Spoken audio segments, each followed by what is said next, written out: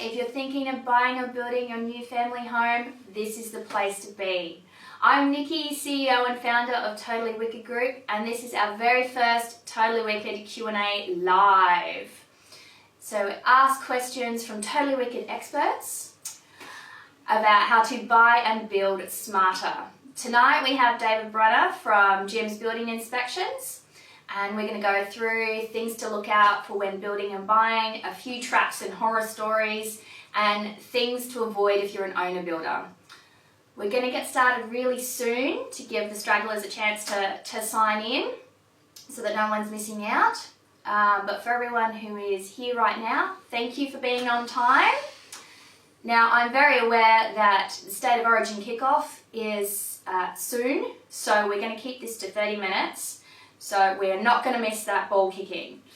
And also, please share that you're watching, like, comment, tag anyone who you think is who might benefit from what we're going to be talking about tonight.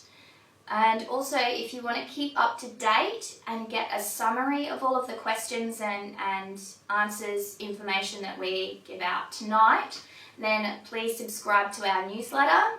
The link should be going in the comments soon. So, just a quick recap of why we're actually doing this. The more I talk to clients who are looking at building or renovating, the more I realised that there's a lot of things that you don't know, and working in the industry for 16 years, you kind of forget what you didn't know at the beginning. So this whole process is all about giving you guys the information you need to make the right decisions. There's going to be no hard sell. It's literally just information, and we want to do this once a month, on the first Wednesday of every month, and we want to bring in some new people each time. I will say though that the more you comment, the better it will be, the more you'll get out of it. And of course, if there's anyone you want me to interview, please comment or tag someone that you know, and we can get into contact with them and see if they're suitable. General disclaimer though, this is all general information, so don't act on any of this advice until you've actually checked with a professional that it suits your specific situation. And next month we're going to be talking all about finance with Scott Beattie from Cube Home Loans. So we're going to be going through the differences between when you're purchasing a existing property or when you're purchasing land, if you're purchasing to build or renovate, how that works financially. And from a Totally Wicked point of view, how we can assist you with things like progress claims and document control and making sure you get what you paid for during the build and the finance. So, so like, comment, share, tag and subscribe. Now, as I said, this is Dave. Now, he's worked in the construction industry for over 40 years in residential and commercial. Joined Jim's Building Inspections in 2015. Currently has a medium-rise builder's license, big list here. Residential inspector's license, pool inspection license, asbestos audit, methamphetamine testing, which is actually very important and really interesting, which we'll talk about in a minute. And you've lived and worked throughout Australia and the Pacific Islands. So send in your questions tonight for our Totally Wicked expert, Dave! Welcome. Thank you. So we're just going to get straight into some questions, if I may. So why is a building inspection so important? So a build, depending on whether you're building or you're buying, from a building perspective, we're there to make sure you're getting what you're paying for, making sure that the builder is building things correctly. Certifiers will come and go, but they look to make sure that things meet the National Construction Code, whereas we're coming in there making sure that the quality of the build is right, correct, and everything's there that should be there as per your plans.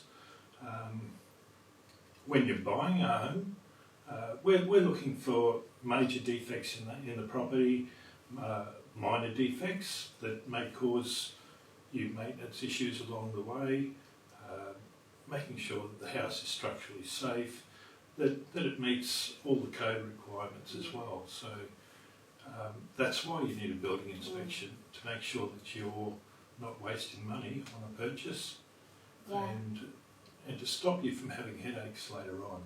Absolutely. And I think a lot of people like to flip houses, and I know myself, I understand, you're grown as well. But there's times when you just walk into a house and I think painting is a dead giveaway. If you can see there's only one bit of paint on the walls, or they haven't cut in properly, or those sorts of things, I often wonder, what else is not quite so professional or done dodgy? Yeah, things like waterproofing membranes. With flipping homes, the things you don't do, kitchens, bathrooms, laundries, they're the things that people are doing up and then getting rid of the property. Are they done properly? Is there certification for the work they've done? We see so much dodgy electrical work in houses and water leaks because people come in and tile walls, but they don't put a membrane behind the tiles. Yeah. So we watch all these shows on TV and we get lots of good ideas, and people start having a go at it, which is good. Yeah. Great that they have a go. But it may also help if they've got someone along the way to give them a bit of advice as well. Yeah, absolutely. And I think from our point of view, having you guys do the inspections assists, but we also do a lot of the document control to make sure that you actually have the correct information to check as well. So, that's how we work together. It's both completely awesome. Now, why do I need methamphetamine testing? This one shocked me when I read it. I was like, what? But it's totally important. So about 2 years ago, we got involved with training in methamphetamine testing in homes. Back then, there was statistics showing that about 15% of the population of Australia use methamphetamine and similar type drugs, as well as people manufacturing their own. There are TV shows on how to make a living out of it. But the simple fact is that methamphetamine is invisible on the walls. It doesn't show, and it seeps into the walls, into the fabric of the home, and it can have disastrous effects on pets and children specific. They're probably the worst issues. When you get in the carpets, the furniture, the soft furnishings in a home, but it gets right through the whole plaster in the house. So the other issue is obviously there are specific levels in a house that the government believes are acceptable. Not that any level is really acceptable, but and we've found in a number of places where those levels are 10 to 20 times greater than the government accepted level. And that's so scary. As a mother, I wouldn't want to be buying a house and then put my son in a room that could have potentially, had someone. Exactly. Yeah, that's so scary. And like you said, it's not like cigarette smoke where it stains the walls. No, you can't see it. You can see nicotine on the walls, but methamphetamine residue is invisible, and it can't be wiped off the walls. It's if it gets too heavy, then the only way to get rid of it is to strip the walls and start again. Yeah. And that's the type of thing that, if you're prepared to do renovations or you're going to knock down the house anyway, then, that it's a good thing to know. But if you're about to move in somewhere and you weren't thinking of doing any renovations, that might, And look, the scary thing too with that is that you've got a lot of young tradesmen that are working extremely long hours. They're using those methamphetamines to bolster themselves and work the hours that they're working. Yeah, which is so sad. And it's not just old homes, new homes have been tested, and have excessive levels as well. So scary. yeah. So just a reminder, everybody, if you have any questions while we're here, please post them. Okay, so first question. What's the benefit of having a building inspection at the slab stage of a build? So slab stage inspections are there. A couple of things we're looking for is obviously the quality of the pour. We're looking to make sure there's no honeycombing around the outside of the slab. What do you mean by honeycomb? Well, honeycombing is there's little pock marks all through the edges of the slabs, and that allows moisture to get in and into the Rio, and from there it creates rust. And you have other spalling problems as well, doesn't Yes. it? Yeah. So, but we're measuring the slab. We want to make sure the slab's the right size, and we're making sure that the drains are in the right place. Quite often, sometimes we don't find the drains are in slightly out of position, and they're coming up through a wall, through a bottom plate, Or halfway through a wall. or even missed. So we're looking at all that on the plans to make sure that everything's there. The slab's the right size. We're also making sure that the slab is in the right position on the plot of land. Several times I've found houses too close to fences. All those distances are there on the plans, and you have to go back to your builder then and say, well, what are you going to do about it? Yeah, and that could potentially be a council issue, and Yeah. oh yes. But the other issue, obviously, with the surface of the slab is given that 50-60% of homes will have tiles. We want to make sure that there's no ups and downs and large divots in the slab that need to be fixed before we get to those stages in the house as well. And it's a matter of reminding the builder through our reports that things aren't quite right. Yeah. And they've got some repair work to do as well. And I feel like building, typically, it's all about the foundation. And I don't necessarily mean the physical foundations. I mean, so if your slab is level, then your walls are going to be easier to put up. Yes. If your walls are put up properly, then your tiles are going to be much easier. Everything just flows much nicer.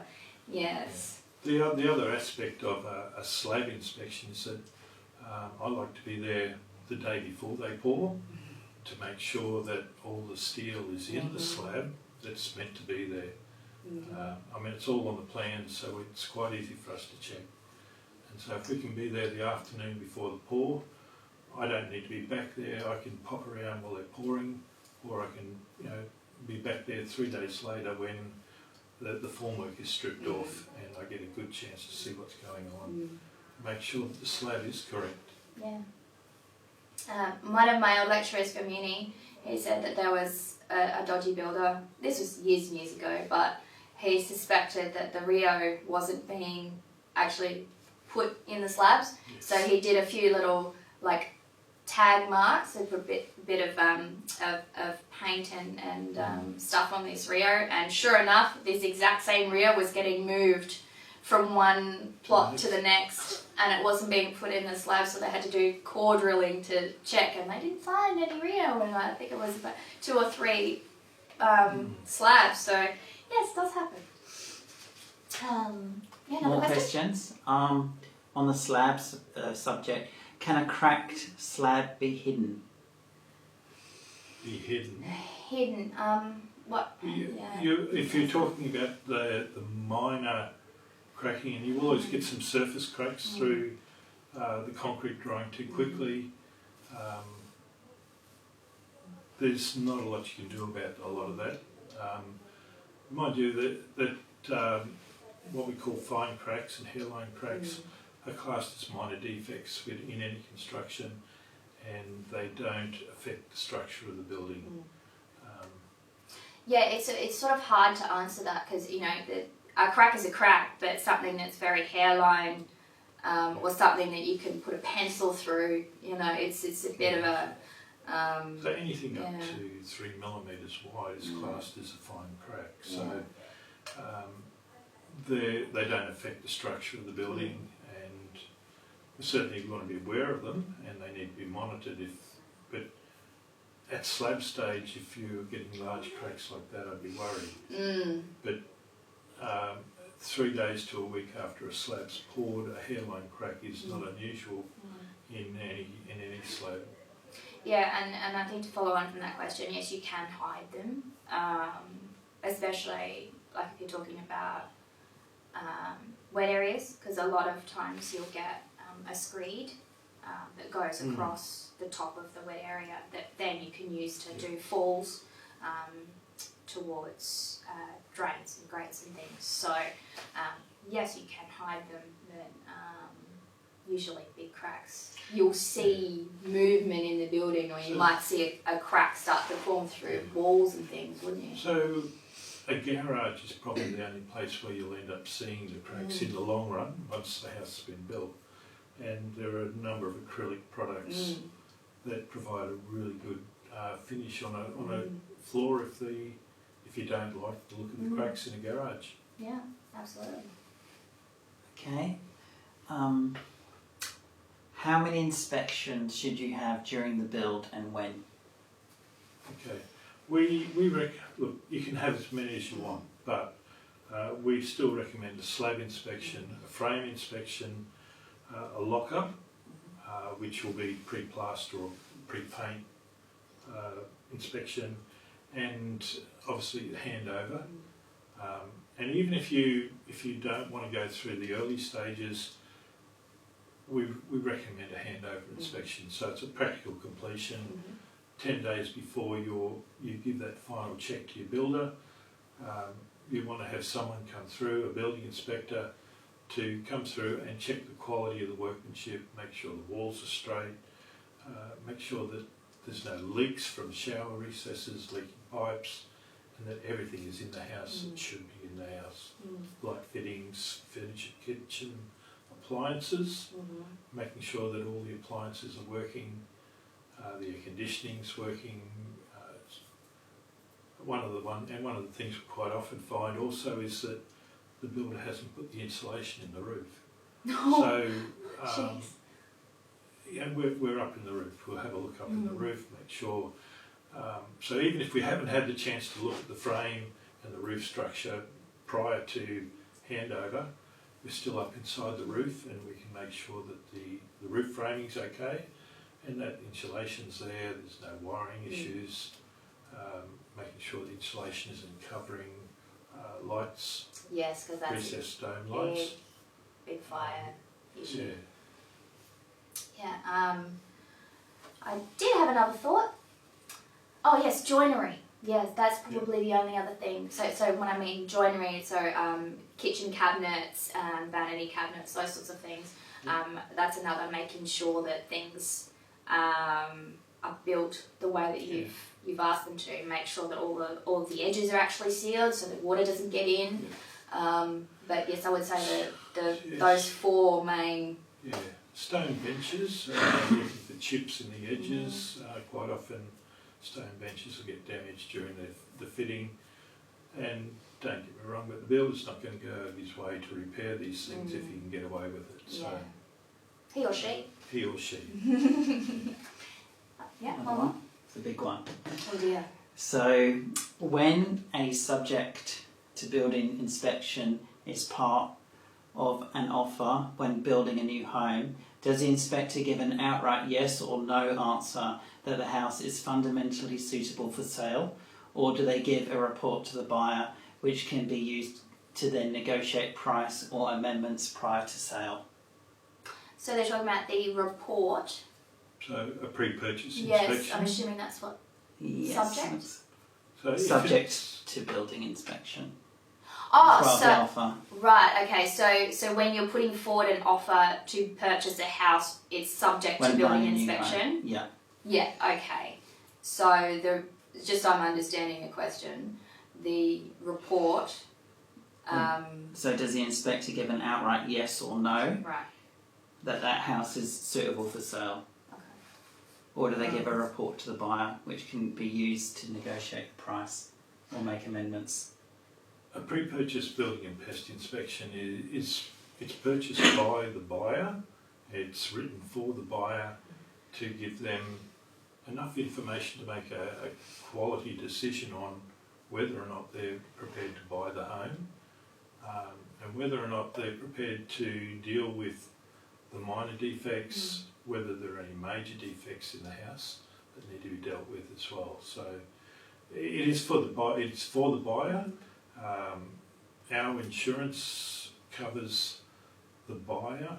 It doesn't cover the vendor, the person selling the home. It's there for the buyer. And I suppose too, it's, I mean, if I was building a property that looked a little bit, you know, how's your father? I would have already put down a price of like, yeah, there's a bit of work here that needs to be done. I would get an inspection, get a report, and if it comes back with there's major structural damage as a part of the, or it looks like the slab's cracked here, or the wall here is shifted, or it's not plumb, or those sorts of things. It's more about an informed decision. I mean, I don't know from your perspective if a client had a report done and they said to you, you know, is this home livable, or what's your yes or no answer? I think it's a bit difficult. We quite often get asked, would I buy the home? And if basically, I suppose from my perspective, I look at a house and think yes, but it's not my role to tell someone to buy a house or not. I'm just there to give them as much information as I can, so they can make that decision on does it meet their needs, are they prepared to deal with it, given that any house they're buying is probably, you know, 5, 10, 20, 50, 100 years old. And given the age of the house, is it in fair condition for what they have, for the age and the price that they're paying for it. So, but then our report will also give them, hopefully, enough information to negotiate a price on any defects that we find within the home. And that includes pest issues as well, whether or not there's a chemical barrier around the house. All those things need to be brought to the buyer's attention, and then they can make a decision on does it meet their needs. Are they happy to spend $500,000 on that property, and what sort of work or costs are going to be involved later on, or do they negotiate some of those costs back off the purchase price? It might be the difference between, oh yes, let's do $20,000 worth of renovation work, or no, this is like almost a knockdown and start again. I'm going to walk away from that. So it's more about the information for the informed decision. It is up to the buyer then to, you know, we hope to give them enough information to be able to make a decision. There is one more question that I absolutely have to ask you, and it's about asbestos. Yeah. So we had a good chat about asbestos before, and at what age of home should you get an asbestos inspection? So just about every home that was built before 1985 will have some form of asbestos in it. Your wet areas will all be fibre cement sheeting, and that will all have asbestos in that sheeting. There's, depending on the age of the home, some of the older homes will have asbestos in the glue that's holding down your vinyl tiles. The vinyl tiles themselves have asbestos backing. The carpet underlay, the old felt carpet underlay, will have asbestos in it. You may find, and it's not so much in Queensland, it was a lot more down south in some of the suburbs in Canberra got hit with Mr. Fluffy, Yeah, I was about to which say. was full of asbestos. All in your ceiling. So asbestos is I mean, it's a naturally occurring fibre. It's in the ground anyway, but it's everywhere throughout the house. You've got sewer vents that run up the side of older houses. They're made of asbestos. You'll see some of the forms around the drains on the outside of the house. They've got asbestos in them. It's just, I mean, it was a great product and it did wondrous things for building, and it's only now that we know that there's asbestos in it. So anything before 1985 will have asbestos in it. Between 1985 and 1990 you will have some asbestos, and you want to be wary of removing any fibre cement sheeting in houses built in that period. And then after 1990, generally there should be no asbestos in a house. However, there was 2 years ago a lot of asbestos sheeting imported from China, because China, Canada, South Africa still mine asbestos, and it's in their products that they use. So there was a lot of it brought over here, unfortunately, because it was cheap, and they didn't know until they started doing testing on it, and caused a lot of problems. And the thing is, it's not just walk in and, oh, that might be asbestos. You don't know until you actually do the swab and get it tested properly. When we do a test for asbestos, we take a small sample about the size of a thumbnail. We take it from somewhere where you won't know that we've taken it, and that goes to the lab for testing, and they'll determine what type of asbestos, so whether it's white, blue or brown. The different fibres have different characteristics, and blue and brown obviously are far worse than white because the fibres are smaller. But they're all things that you need to know about. So, and also it's much better to have the test, so that if you are doing any renovations or you are ripping anything out, then you can get a proper quote. Because asbestos removal and disposal is incredibly expensive. It can be very expensive, and if your fibre cement sheeting isn't asbestos related, you can save yourself so much money. Thousands of dollars potentially. From a simple test, which you'll get for less than $300, and that can be the whole house looked at, and a few tests, samples taken through the house. You could save yourself literally thousands of dollars. So, and peace of mind too. Yeah, it's worth knowing what's in your house. So we often, when we do pre-purchase inspections on older homes, we'll be telling people whether or not we believe it is asbestos. We'll recommend further testing be done if we're not sure, and be aware of it. There are companies out there that are using electronic guns. They're fine, but they're only accurate up to about 50% of the time. So the only real way to know is to have a sample taken and put it under a microscope. A qualified hygienist will provide a report for you, and that can be used anywhere then to prove whether it is asbestos or not. Yeah, and I'm a firm believer in getting what you paid for too. So I'd rather pay to know with a higher percentage than 50. Yeah. All right. So how are we going for time? We've got about a minute left, but there's one more question. Very quickly. Very quickly. With Jim's building inspections, can clients attend the inspections in person and ask questions and observe? Certainly can. I really love to have my clients come for a walk through the building at the end of the inspection, and to look. I want them to be there to have a look through the house, and they've got basically an hour to an hour and a half to have a wander through. And at my end of my inspection, they can either come and see me if they've got a problem while we're working around. And I'd love to have a talk to them, but at the end I'll take them through my whole list so that they know what's going to come out in the report.